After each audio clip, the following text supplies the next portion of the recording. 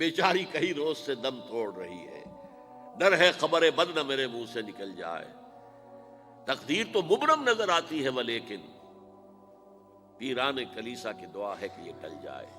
تو پہلی بات میری ختم ہوئی، عالمی نظام خلافت دنیا کی تقدیر مبرم ہے، ہو کر رہے گی، اس میں کسی صاحب ایمان کو کوئی شک، کوئی شبہ، کوئی ریب نہیں ہونا چاہیے۔ البتہ اس کا اب دوسرا پہلو کیا ہے، اس کا آغاز کہاں سے ہوگا؟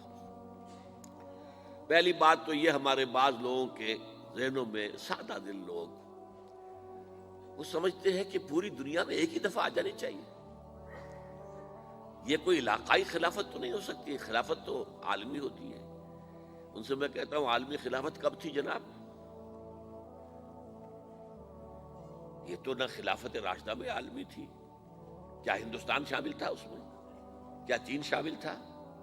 کیا یورپ شامل تھا؟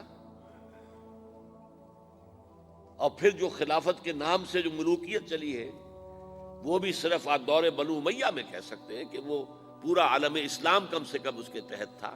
بعد میں خلافت عباس، بنو عباس میں، اور فاطمیین کی خلافت میں، اور آل عثمان جو ہیں آٹومان ٹرکس کی خلافت میں ٹکڑے تھے، حصے بکھرے تھے، کوئی مانتا تھا، کوئی نہیں مانتا تھا۔ اور سب سے بڑی بات یہ، اگر ایک دم پوری دنیا پر خلافت قائم ہو سکتی تو حضور کے دست مبارک سے ہوتی، لیکن نہیں ہوئی۔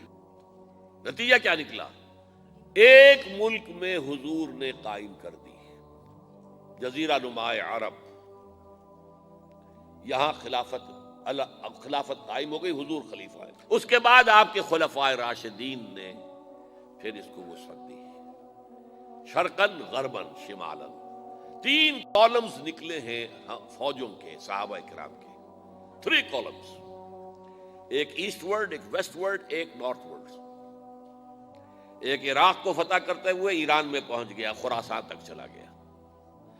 ایک شام کو فتح کرتے ہوئے اور پھر سینائی پیننسولا سے ہو کر افریقہ میں داخل ہوا اور اٹلانٹک تک پہنچ گیا۔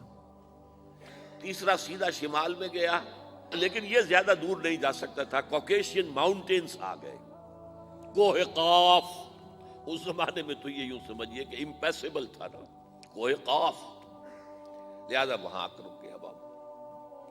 اب بھی یہ ہوگا، کسی ایک جگہ سے شروع ہوگا پھر پھیلے گا، اس کے سوا کوئی چارہ کار ہے ہی نہیں۔ اگر ہر جگہ پوری دنیا میں ایک ہی وقت میں ہو سکتا تو حضور کے دست مبارک سے ہوتا صلی اللہ علیہ وسلم۔ اب وہ نقطہ کون سا ہوگا، نقطہ آغاز کون سا ہوگا؟ اس میں پہلی بات تو میں نے کہا، جو شک کرے گا اس کا پھر ایمان مشکوک ہے۔ ہوگا، لازماً ہوگا، گلوبل ہوگا، پوری دنیا میں ہوگا۔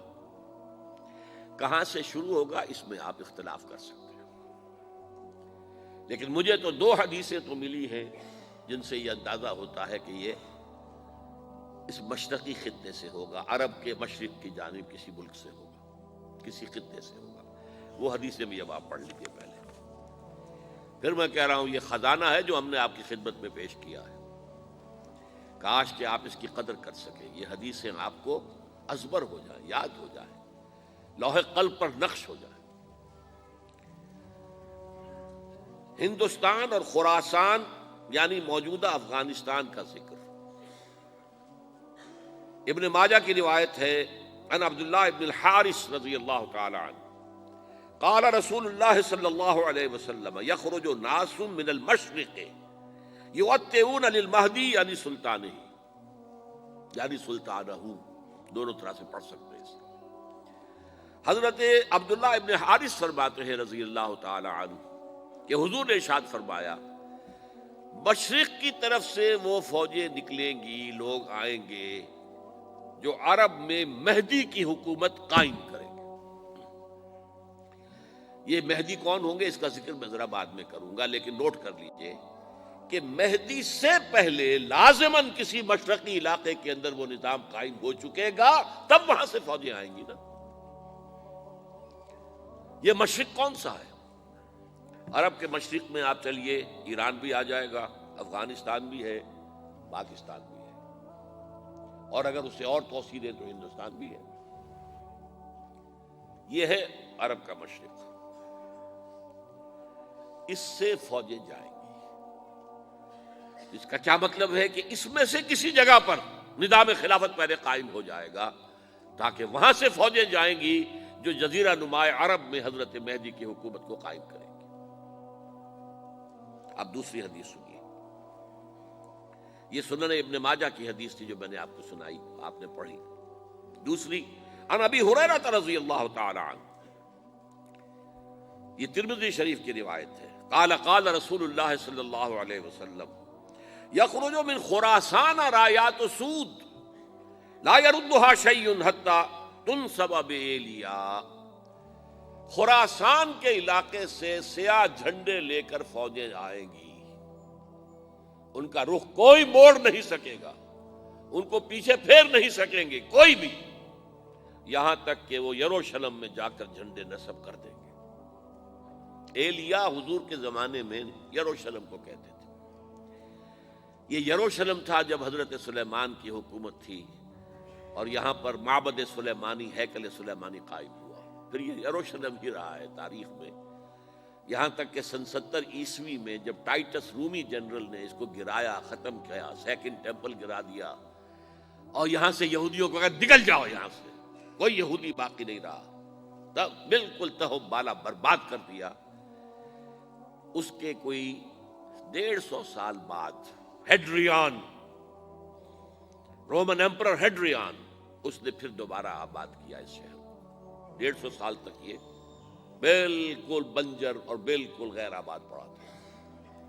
اب ہیڈریان نے جب آباد کیا تو اس کا نام ایلیا رکھا، اب یروشلم نام نہیں تھا، تو حضور کے زمانے میں پھر اس کا نام ایلیا تھا۔